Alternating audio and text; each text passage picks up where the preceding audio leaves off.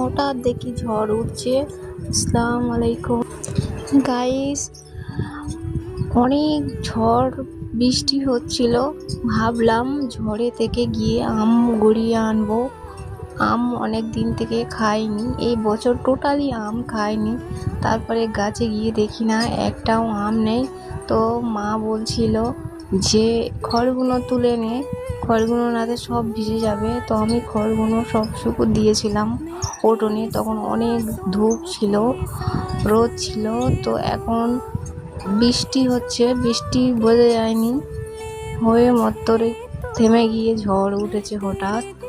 তো আমি আর ভাবি তুলছি, ভাবিকে বললাম তুমি ঝাড় দিয়ে নাও একদিক থেকে, আর আমি এদিকে তুলে নিই।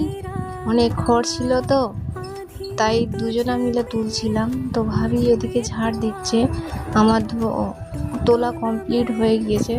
তো আসরের আজান দিয়ে হয়ে গিয়েছে। তো আমি ওয়াজু করতে এসছি ভাবির সঙ্গে, আর একটা ভাবি আমার সঙ্গে এসে গল্প করছে।